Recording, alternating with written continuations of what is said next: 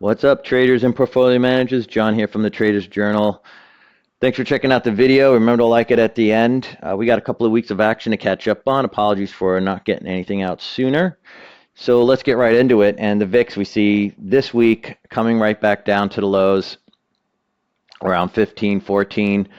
Not exactly at the lows yet. That's more like around 12 or 13. So there's still some pressure in the market, but the trend for me and the VIX is clear. It's lower, which is a good sign if you are friendly to the market or you want to know exactly what's going on out there. And is there a lot of pressure in the market? Is the temperature still running hot? And apparently it is cooling. So that's a good sign for volatility, I believe. Going over to the majors, the mini Dow. Since the last report, we saw a pop up, another attempt up at that high. Market came back down, and buyers stepped up from down below that have missed all of this move. They came in, they lent to support. This market now has rocketed right back up to these old levels, almost to where we were at the last report. Yeah, right back where we were at the last report. So we've done a complete round turn in the Dow, but the vibe is a lot different now after this than it was when it was here. And for me, this move is just a little bit too deep for my liking. I would prefer to see it hold here, but that it came all the way down and had a test really bring in buying against this April lows. Makes me concerned about the type of buying that's up in this market at these levels. Down here, not so much, but up here, I'm a little bit concerned, especially on how quickly this market moved right back up. But price is telling us it wants to take a shot at 41,000 and 4150, 41,500. So look, we just analyzed price here. I'm telling you that price is looks like it wants to go back up, and that's the larger trend. That's what we're going to play. If it comes back down, we start to get more worried if it gets back below this trend line into 40,000, and then you start thinking about 39. And if it gets back down to 39, there's going to be some real problems. Going over to the mini S&P, we were following also another market that was working with a downtrend out of its highs. Got a little bit too extended on here. Buyer stepped up, and you've just had this unbelievable bounce right back up to this failure high here. Another market that looks like, with the major indices, it looks like it wants to go back up and test these highs. That's what they're looking for. These highs, these buyers here will be nervous if these highs are not challenged. That's the threat to this larger trend. And if so, they get off the train, they start looking at 5,200, and then we see something where we got this, and that's just not going to be a great look for this market. But momentum come off, it's starting to pick up to the upside. If we can get back up over the zero line, we look like it starts to go higher, 5,600, 5,700, and then we look for 5,800 and a continuation of the uptrend. Mini NASDAQ, same thing, right? It's sharp sell-off. We start wiping out fresh longs. Were the buyers going to come in here? Yes, they did, but there was no one down below to stay up. Buyers came in down around 17,500, supported it, and now you rocketed right back up higher. For me, this is a sign of the larger trend, just much like in both the mini S&P and the mini Dow.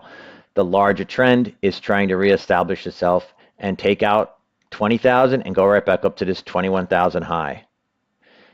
If it fails and it starts to turn lower, then we got to start thinking about 18. On any weakness, we do not really want to see the market back down here again. I don't know if another test of this is going to hold. That's going to really test the bullish trend of this market. Maybe parts of me thinks that this happened way too fast. I would rather had seen it kind of trade around here, gradually find its way, build confidence, and go back up to the highs. But this is the way the market wants to trade. We got to see now. Now it's got to put up or shut up. It's got to go to 20. It's got to go to 20 and a half. It's got to go to these highs now that it's up here. Or the other alternative is that it consolidates. Can do that too, but I don't think you want to see a retest of these lows. Mini Russell, it had set up so nicely. It was taking a little bit of a breather, and then you had this complete flush. Buyer stepped up to support. Okay, but this really disrupted the trend, this kind of washout. It can pick up and go again, sure, but it's not as clean as I would have liked it to see. So I'm a little bit cautious on it. Keep an eye on these lows here if we get back down there. Going over to fixed income, bonds, it's pretty clear here. You know, going back to October, the trend is high. You want to see these December highs challenged soon. Going back to the report, market busted through these June highs. Very strong move. Continuation of trend. See, this is clean. I like the way this is working. Gets back down to 122. You maybe bring in some liquidation, but then you want to see it hold the June highs at 120. But ultimately, this market is gearing up and looks like it wants to test the December highs again up at 126. And all of the fixed income products are going to look the same. 10-year, consolidating. Trend is clear, higher. So we expect we're navigating an uptrending market. 5-year, too, we're navigating a medium-term uptrending market. 2-year, navigating a medium-term uptrending market. That is going to have to challenge at some point these 104 highs again. But as long as the buyers from down below come up and believe we're not going to see these levels again, I think it's doable. I mean, the trend is clear. Although when you step back now, interesting on this chart, it looks like it's just going sideways, right? Rather trendless from a longer term perspective, but from a medium term perspective, trending higher. Going over to currencies, I'm going to stretch this out a little bit. Since our last report, prices came off. Buyers from down below supported the trend. So we have higher lows, and it was enough to bring in the fresh buying that didn't materialize here, came in to support it this time around at 109 and pushed it to new highs going into the weekend. So for me, the trend here in the euro is up. Looks good. I'd start thinking about things a little bit differently. We get down into 109.50, 109 even, 108.50. But that could just be a correction. But I think so below 108.50, then we start maybe thinking about all this is going to reverse. But looks good. Sterling also, this got really deep, really scary here. However, much like the euro, the buying came in to support against the lows, and it's back in the game again. And so when we tighten it up, bring in some old, we see that we're riding a trend here out of the October low. And hey, this market looks like it wants to go to 130. I'm just going to get rid of that one. I'm going to get rid of this one because we could see really where the trend that we're watching here. It's this. So next up, looks like 130. And where do I start to think a little bit differently about it? Into this area here, below 127. Aussie, what a mess. All this washout. Buyers that haven't seen 64 since December came back in, lent support, popped it right back up. But I don't know, this is all just so much volatility here. I mean, we can stretch it out so that we don't really look at that. So we see a short-term uptrend, but medium term, I don't even know. What do you call this? No man's land, right? Even if you go back to May, price is in the middle of its range. So I'm not going to spend too much more time there. Kiwi's been struggling, drew in buyers on these lows. I like how it's counter trended against this move. Not too much too soon. I like that there's some resistance coming in right where it's supposed to. And it found buying to retest. So this high from last week up around 60.75 is important for me. And then we can start thinking about 61.50 to the downside. I actually think this week's lows are important for this market to hold. Dollar yen. This is the one that, depending upon where you look, what you listen to, had everything to do with what's been going on in the market. But I'm not going to get into narratives here, whether I agree with that or not. Dollar yen was finding some buying arrive against this 154, 153 area, but it just hit a vacuum down below. Everybody got out. This is all liquidation. Some buyers stepped up against these lows, against 140, steadied it up a little bit. So you got to bounce, but trend here is still down. This is a correction in a downtrend. Just so sharp. Can the larger trend in dollar yen reestablish itself? Sure. But right now, this is what we're watching right now. This downtrend here. This is pretty sharp. And you take out these lows at 140, there's your reversal. There's your real reversal, right? Dollar CAD, stretch it out. Just like Aussie with this move, got up to the 139 October high. Let's get October in here. Failed again, like it has so many times in the past, going all the way back to last October of 2022. So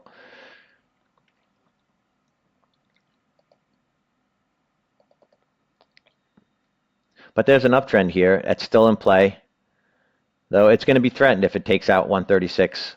Dollar CAD comes right back down, but it's in the middle of this range. But there's an uptrend here. This downtrend is gone. You take that out. This is what we're trading. Longer term, shorter term, you're trading the downtrend. Going over to gold, quite a look. Today's action is unbelievable. Since the 26th, I think this action was a little bit disappointing. We had a triple top.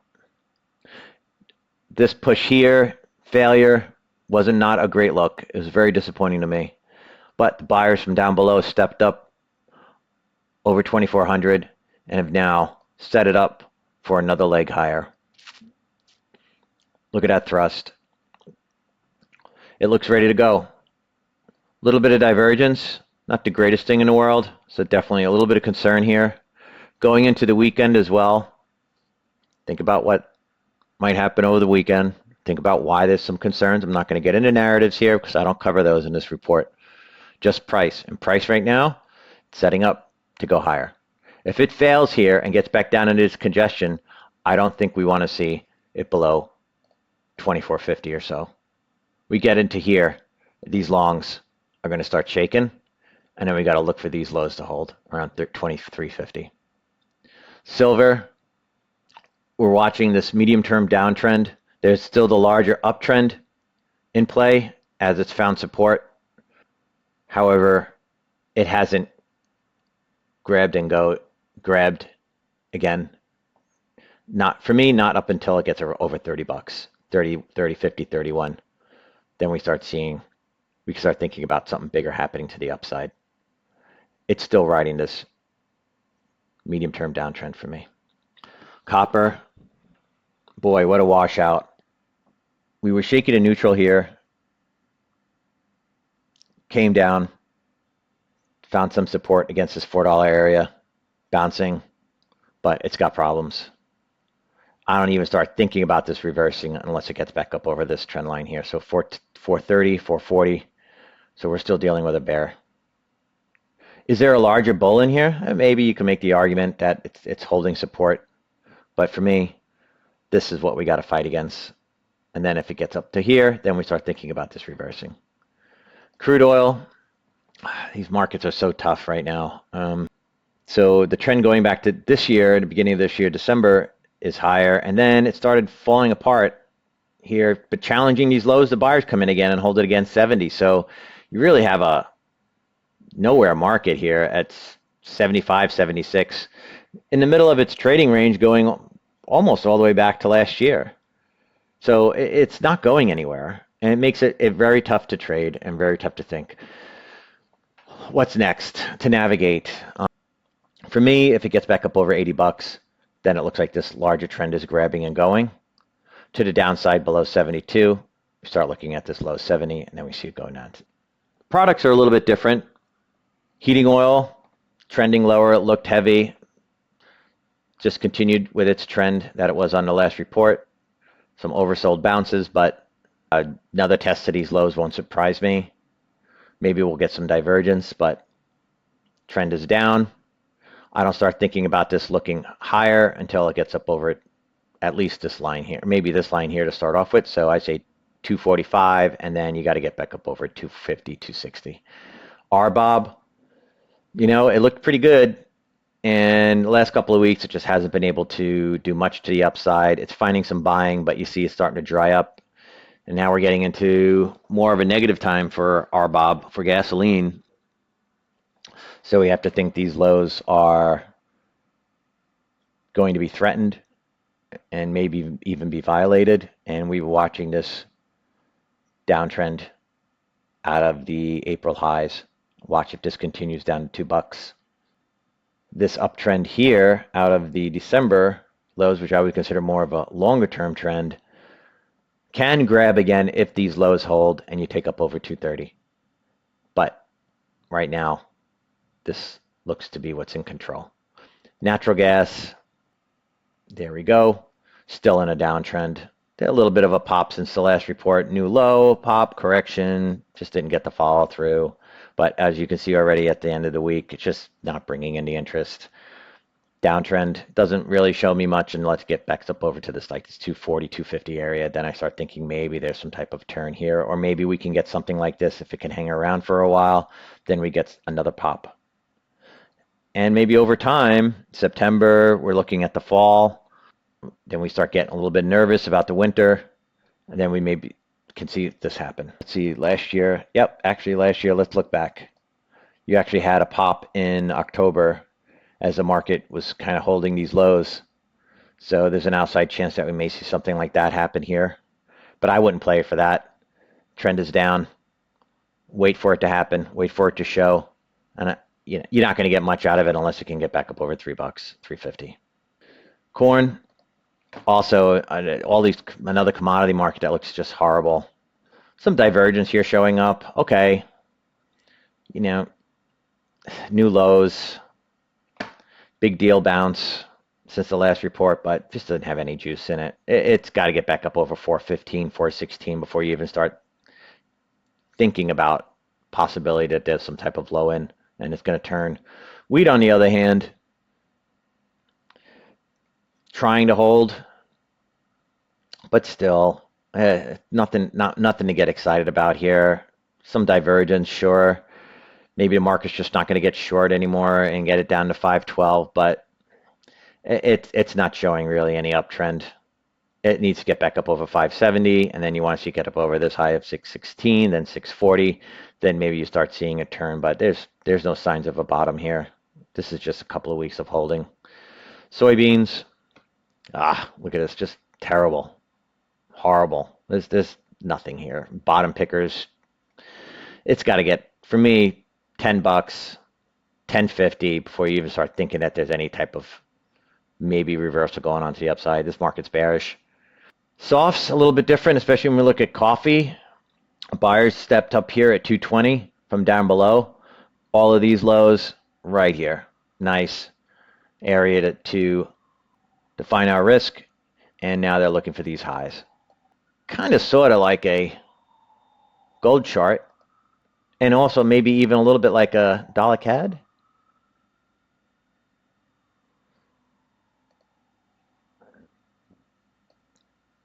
So price here is telling you it wants to take out these highs and go up to 260. That's your trend. There's no doubt. This downtrend just got wiped out by these for 3 days here. This high hadn't been violated. Maybe these highs still, but this looks pretty strong for me. So I like coffee higher. Sugar, it looks terrible. All right, it's holding against these lows. A little bit of divergence, but trend is clear. Stay lower for sugar. Gets back up over 19. Really, for me, even if it's got to get back up over 20 before I start thinking it's turn. Cocoa going nowhere, hanging around. If I had to say anything, longer term trend is still up, but this medium term trend is still sort of down. I think if we get back down into 6,500, 6,000, we may see this start to fall apart. Notice how it just can't get up over 7,500, so it's getting a little bit weird for me. I'd like for this move to have been back up here and then start consolidating, right? Because we see that's how markets consolidate, and that's not happening. It's just not bringing in the interest above 7,500. So that's a little bit concerning. As long as these buyers from down below, come up here and support at 6,000, 6,500, it'll hold. But if that buying eventually gets filled, and over time, we may see prices start to come back down. So neutral to negative cocoa here in the medium term. And going over to crypto, trends are clear here. Down for Bitcoin. Was a little bit intriguing after the last report. That's actually not the last report, that's 2 reports ago. But this miserable failure up here, it really wanted to go to these highs, and it just didn't have it. And this just crushing. And now it's trying to lift it, dig itself out of the hole, but there's definitely some negative vibes in this market. Where does that change for me? Up above 6,500, 70. Then it looks like it's going to start to turn. And for ETH, it looks even worse. Just really nasty. Finding support up against these lows here. But this market is also trending down, oversold bounce. Nothing for me unless it gets up over 3,000, 3,200. Then you start thinking about maybe it's going to start to try to grab and go again. So negative ETH as well. Okay, that's the run through. 22 minutes, a little bit longer than I wanted it to be, but hope you sat through it. And thanks for checking it out. Have a great week. Good luck. And please like the video if you stayed this long. All right, take care.